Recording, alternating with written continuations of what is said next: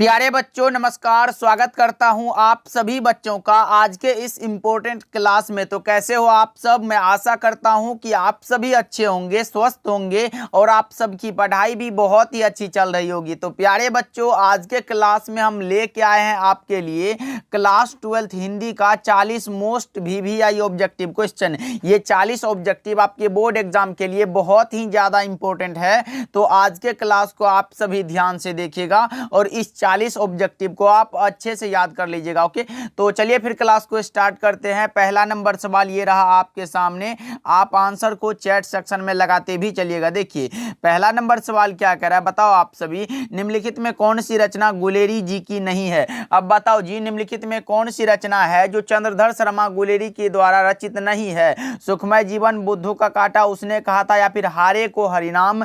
तो मैं बता दूं, गुलेरी जी ने कुल 3 कहानियां लिखी थी। कौन कौन से? सुखमय जीवन, बुद्धू का काटा और उसने कहा था, ये तो है। लेकिन हारे को हरिनाम जो रचना है ये रामधारी सिंह दिनकर की रचना है, इसलिए ऑप्शन नंबर डी बिल्कुल करेक्ट आंसर हो जाएगा। याद रखिएगा, जो कि चंद्रधर शर्मा गुलेरी की रचना नहीं है। ओके, चलिए दूसरा नंबर सवाल को देखते हैं। ये रहा आपके सामने, देखो जी, चंद्रधर शर्मा गुलेरी ने कुल कितनी कहानियां लिखी? भाई अभी मैंने बताया कि चंद्रधर शर्मा गुलेरी ने कुल 3 कहानियां लिखी थी। कौन कौन? सुखमय जीवन, बुद्धू का काटा और उसने कहा था। तो कौन सा ऑप्शन में दिया गया? ऑप्शन सी में दिया गया, करेक्ट आंसर है। 2 का सी बिल्कुल करेक्ट आंसर हो जाएगा। चलिए तीसरा नंबर सवाल को देखिए क्या कह रहा है, बातचीत शीर्षक निबंध के निबंधकार कौन है? बताओ आप सभी, बातचीत जो निबंध है उसके निबंधकार का नाम पूछा गया आप सभी से, तो राइट आंसर क्या होगा? जयप्रकाश नारायण, मोहन राकेश, नामवर सिंह या फिर बालकृष्ण भट्ट?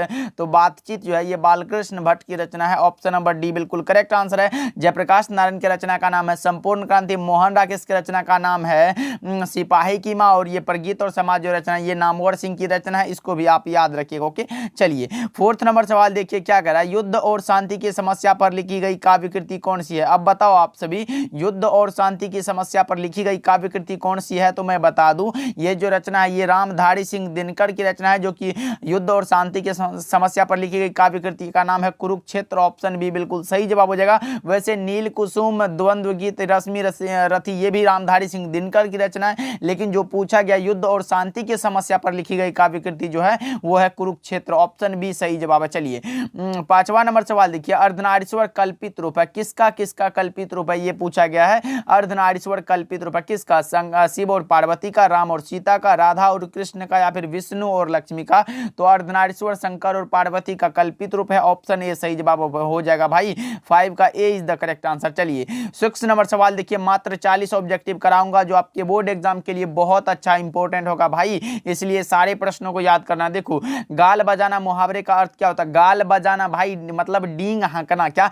गाल बजाना, डींग हाँकना। ऑप्शन नंबर ए बिल्कुल करेक्ट आंसर हो जाएगा। लगा लो आप सभी, 6 का A is the correct answer. Okay, चलिए 7 नंबर सवाल देखिए क्या कर रहा है, खरा का विलोम क्या है? खरा का विलोम क्या होगा भाई? कौन सा होगा बताओ आप सभी? तो खरा का विलोम खोटा होता है, आप याद रखिएगा। 7 का ए सही जवाब है। चलिए 8 नंबर सवाल देखिए क्या कर रहा है, अनुराग का विलोम क्या होगा? अनुराग का उल्टा पूछा गया, विलोम मतलब उल्टा पूछा गया, विपरीतार्थक शब्द पूछा गया। तो बताओ 8 का करेक्ट आंसर क्या होगा?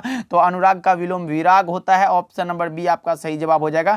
8 का बी लगा रहे हो आप लोग तो आपका भी करेक्ट आंसर हो जाएगा। और जितने भी बच्चे हमारे साथ अभी जुड़े हैं एक बार क्लास को लाइक कर देंगे और अपने दोस्तों के पास शेयर करेंगे। पहले तो आप सब क्लास को एक बार फटाफट से लाइक कर दो, जितने भी बच्चे हमारे साथ जुड़े हैं, इसलिए फिर भाई पढ़ाने में बहुत मजा आता है। चलिए 9 नंबर सवाल की ओर बढ़ते हैं। इसका PDF क्लास के बाद आप लोगों को दे दिया जाएगा, तो बता देंगे लास्ट में कहां पर मिलेगा। देखो, गंगा शब्द का पर्यायवाची क्या होगा? गंगा का पर्यायवाची पूछा गया भाई, मतलब समान अर्थ पूछा गया, ये पूछा गया था भाई। तो 9 का करेक्ट आंसर क्या लगाओगे? मंदाकिनी हो जाएगा ना। ऑप्शन ए सही जवाब है। चलिए 10 नंबर सवाल को देखिए क्या कर रहा है, किसे लोकनायक के नाम से जाना जाता है? लोकनायक भाई, लोकनायक के नाम से हम लोग किसको जानते हैं? तो लोकनायक जयप्रकाश नारायण को आपको पता होना चाहिए कि ऑप्शन नंबर बी आपका सही जवाब हो जाएगा। याद रखिएगा आप सभी। ओके, चलिए 11 नंबर सवाल देखिए क्या कर रहा है, माटी की मूर्ति किसकी रचना है? माटी की मूर्ति जो रचना है वो किसकी रचना है? तो माटी की मूर्ति राम वृक्ष बेनीपुरी की रचना है। ऑप्शन बी सही जवाब है। याद रखिएगा आप सभी। चलिए 12 नंबर सवाल देखिए, जयप्रकाश नारायण को किसका दलाल कहा गया है? जयप्रकाश नारायण को किसका दलाल कहा गया है? रूस, ब्रिटेन, जापान या फिर अमेरिका? तो भाई ऑब्वियस सी बात है, ये अमेरिका का दलाल कहा गया है। ऑप्शन नंबर डी बिल्कुल करेक्ट आंसर है 12 का। याद रखिएगा आप सभी। चलिए 13 नंबर सवाल देखिए, जयप्रकाश नारायण के बचपन का क्या नाम था, बताओ आप सभी। जयप्रकाश नारायण के बचपन का नाम क्या था, बताओ आप सभी।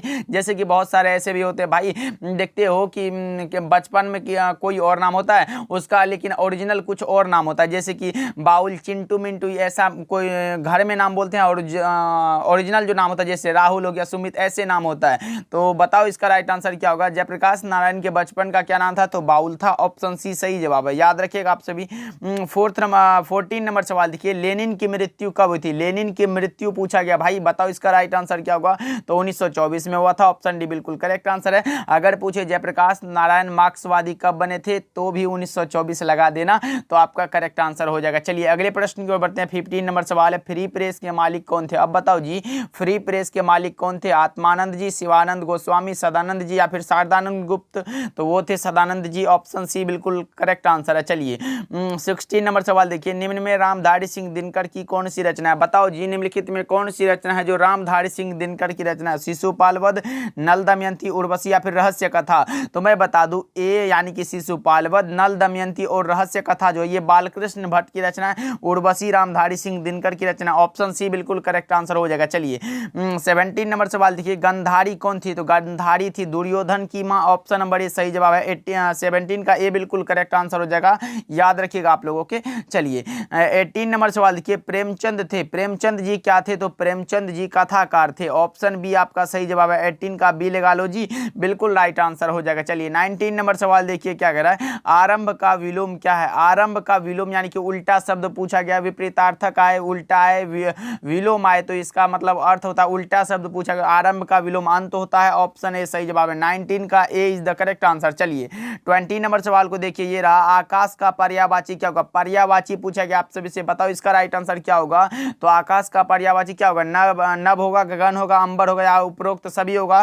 तो 20 का जो करेक्ट आंसर है वो हो जाएगा उपरोक्त सभी, क्योंकि ये सारे के सारे क्या है, तो आकाश के पर्यायवाची हैं, इसको याद रखिएगा आप लोग। चलिए 21 नंबर सवाल देखिए, मालती के पति का क्या नाम था। मालती के पति का जो नाम था वो क्या था, तो महेश्वर था। ऑप्शन नंबर बी सही जवाब है। जो गैंग्रीन नामक बीमारी का वो डॉक्टर थे। ओके, चलिए 22 नंबर सवाल को देखिए, ये रहा आपके सामने, तार सप्तक का संपादक कौन है। तार सप्तक का संपादक पूछा गया कौन है, ये पूछा गया आपसे से, विश्वनाथ मिश्र, धर्मवीर भारती, कन्हैयालाल नंदन, या फिर अज्ञे जी। तो ये अज्ञे जी हैं। Option number D right answer हो जाएगा। भाई बहुत ही आसान सा क्वेश्चन है, याद रखिएगा। 22 का जो करेक्ट आंसर हो जाएगा वो हो जाएगा कौन सा, ऑप्शन नंबर डी। ओके, चलिए अगले प्रश्न की ओर बढ़ते हैं। 23 नंबर सवाल देखिए, ये रहा आपके सामने, अज्ञे का नाटक कौन सा है, बताओ आप सभी, निम्नलिखित में कौन सा है जो अज्ञे का नाटक है, वो है उत्तर प्रियदर्शी। ऑप्शन सी बिल्कुल करेक्ट आंसर है, जिसका कि प्रकाशन वर्ष अगर पूछे आपसे तो वो है 1967, याद रखिएगा आप लोगों के। चलिए 24 नंबर सवाल देखिए, गैंग्रीन इनमें किससे संबंध है, अब बताओ आप सभी। गैंग्रीन जो है वो बीमारी है एक प्रकार का,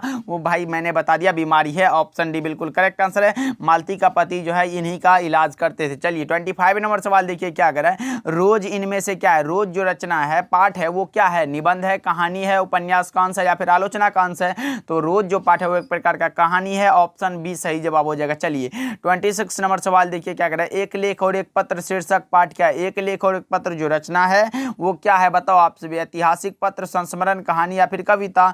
तो एक लेख और एक पत्र जो रचना है वो है ऐतिहासिक पत्र। ऑप्शन नंबर ए बिल्कुल करेक्ट आंसर है। चलिए 27 नंबर सवाल देखिए, एक लेख और एक पत्र के रचनाकार कौन है। एक लेख और एक पत्र जो रचना है उसके रचनाकार का नाम पूछा गया, भगत सिंह, सुखदेव, राजगृह, या फिर चंद्रशेखर आजाद। तो भाई भगत सिंह है। ऑप्शन ए सही जवाब है। 27 का ए लगा रहे हो आप लोग, तो आपका सही जवाब है। चलिए 28 नंबर सवाल देखिए, प्रेम के पीर के कवि कौन है। प्रेम के पीर के कवि का नाम पूछा गया, तो प्रेम के पीर के कवि माने जाते हैं मलिक मोहम्मद जैसी। ऑप्शन डी बिल्कुल करेक्ट आंसर है। हिंदी साहित्य का सूर्य माने जाते हैं सूरदास, और हिंदी साहित्य का समन्वयवादी कवि माने जाते हैं तुलसीदास, उसको भी आप याद रखिएगा। ओके, चलिए अगले प्रश्न की ओर बढ़ते हैं। 29 नंबर सवाल, राधा रसकेली किसकी रचना है। राधा रसकेली भाई राधा कृष्ण का किसमें बात है, तो सूरदास के पद में। ऑप्शन नंबर ए सही जवाब है। 29 का जो करेक्ट आंसर है वो हो जाएगा ऑप्शन नंबर ए। ओके, चलिए 30 नंबर सवाल देखिए, सूरदास किस मार्ग में दीक्षित हुए। सूरदास जी किस मार्ग में दीक्षित हुए थे, ये पूछा गया है। तो वो हुए थे पुष्टि मार्ग में। ऑप्शन नंबर सी क्या हो जाएगा, तो सही जवाब हो जाएगा। 30 का सी इज द करेक्ट आंसर। याद रखिएगा आप सभी भाई, फटाफट से आंसर लगाते चलो, तभी याद हो पाएगा क्लास में। चलिए 31 नंबर सवाल देखिए क्या करें, प्रतिदिन में कौन सा समास है। प्रतिदिन भाई कौन सा, यथा से शुरू हो, प्रति से शुरू हो, बे से शुरू हो, भर से शुरू हो, तो अब यही भाव समास लगा देना, करेक्ट आंसर हो जाएगा। चलिए 32 नंबर सवाल को देखिए, ये रहा, पंचवटी में कौन सा समास है। पंचवटी कहने का अर्थ है, पंचवटी मतलब 5 नंबर का बोध हुआ भाई, एकदम दिमाग लगा के लगाओ क्या होगा इसका राइट आंसर, तो द्विगु समास हो जाएगा, option number C right answer है। चलिए 33 नंबर सवाल देखिए, आंख शब्द में कौन सा लिंग, आंख का लिंग पूछा गया आप सभी से, क्या होगा स्त्रीलिंग, पुल्लिंग, उभयलिंग या फिर इनमें से कोई नहीं, तो आंख शब्द में जो लिंग होता है वो होता है स्त्रीलिंग, option number A right answer है। ओके चलिए 34 नंबर सवाल देखिए, गीतावली किसकी रचना, गीतावली के रचनाकार का नाम है तुलसीदास, भाई कौन सा होगा राइट आंसर, 34 का करेक्ट आंसर बताओ, तो सूरदास ये तो नहीं होगा, नाभादास भी नहीं होगा, जैसी भी नहीं होगा, तो इनमें से कोई नहीं भाई, क्योंकि ये तुलसीदास की रचना, एकदम कंफ्यूज नहीं होना भाई, तो ऐसे ऑप्शन देख के आप सूरदास मत लगा देना, गलत हो जाएगा भाई, गीतावली रचना तुलसीदास की है तो मतलब तुलसीदास की ही है, ये सूरदास अचानक में कैसे लगा सकते हैं, ये गलत है, इसलिए ऑप्शन नंबर डी बिल्कुल करेक्ट आंसर हो जाएगा, याद रखिएगा आप लोग। ओके चलिए 35 नंबर सवाल देखिए, तितली उपन्यास किनकी रचना, तितली जो है वो एक प्रकार का उपन्यास है जिनके रचनाकार का नाम अभी आपसे पूछा जा रहा है, तो 35 का जो करेक्ट आंसर है वो हो जाएगा जयशंकर प्रसाद, ऑप्शन सी बिल्कुल करेक्ट आंसर है। चलिए 36 नंबर सवाल देखिए, सुभद्रा कुमारी चौहान का जन्म कब हुआ था, जन्म पूछा गया, बहुत ही आसान है, 16 अगस्त, कौन सा लगाओगे आप सभी जन्म में, तो 16 अगस्त 1904 को जन्म हुआ था, option number A correct answer हो जाएगा, याद रखिएगा आप सभी। और 15 फरवरी 1948 में क्या हुआ था, तो निधन हो गया था, नागपुर से जबलपुर आपसी में कार दुर्घटना में इसका निधन हुआ था, इसको भी आप याद रखोगे क्योंकि ये भी पूछा गया आपके बोर्ड एग्जाम में कि सुभद्रा कुमारी चौहान का निधन कैसे हुआ था, तो भाई कैसे हुआ था, तो कार दुर्घटना में हुआ था, याद रखिएगा आप सभी। चलिए 37 नंबर सवाल देखिए, कवियों का कवि किसे माना जाता है, कवियों का कवि माना जाता है शमशेर बहादुर सिंह को, किस ऑप्शन में दिखाई दे रहा है, ऑप्शन डी में दिखाई दे रहा है भाई, ऑप्शन डी लगा लो, करेक्ट आंसर है। चलिए 38 नंबर सवाल देखिए, पत्नी बिटिया को क्या करती है, पत्नी जो है वो बिटिया को क्या करती है, डांटती है, पढ़ाती है, सुलाती है या फिर समझाती है, तो पत्नी बिटिया को क्या करती है, तो समझाती है, ऑप्शन नंबर डी आपका करेक्ट आंसर है। ओके चलिए 39 नंबर सवाल देखिए, तत्पुरुष किसकी रचना, भाई वो समास वाला तत्पुरुष नहीं, ये रचना है तत्पुरुष जो रचना, ये किसकी रचना, ज्ञानेंद्र पति की, विनोद कुमार शुक्ल की, रघुवीर साय की या फिर अशोक वाजपेयी की, तो तत्पुरुष जो रचना ये अशोक वाजपेयी की रचना है, ऑप्शन नंबर डी आपका सही जवाब हो जाएगा, 39 का D is the correct answer, याद रखिएगा आप लोग। चलिए 41 नंबर सवाल देखिए, क्या कर रहा है, अंतोन चेखव की कहानी कौन सी है, अब बताओ आप सभी भाई, ये प्रतिपूर्ति बुक से लिया गया है, अंतोन चेखव की कौन सी कहानी है, कलर की मौत, पेशगी या फिर रस्सी का टुकड़ा या इनमें से कोई नहीं, 40 का करेक्ट आंसर बताओ आप सभी, तो ये कलर की मौत जो रचना है अंतोन चेखव की रचना है, ऑप्शन नंबर ए बिल्कुल करेक्ट आंसर हो जाएगा, याद रखिएगा आप सभी। ओके तो चलिए आज का क्लास आपको कैसा लगा कमेंट करके जरूर बताइएगा, चैनल पे पहली बार जुड़े हो तो सब्सक्राइब करके ऑल नोटिफिकेशन पे सेट कर लीजिएगा, और अभी तक आप लोगों ने क्लास को लाइक नहीं किया तो एक बार क्लास को जरूर लाइक करिएगा। ओके मिलते हैं अगले क्लास में।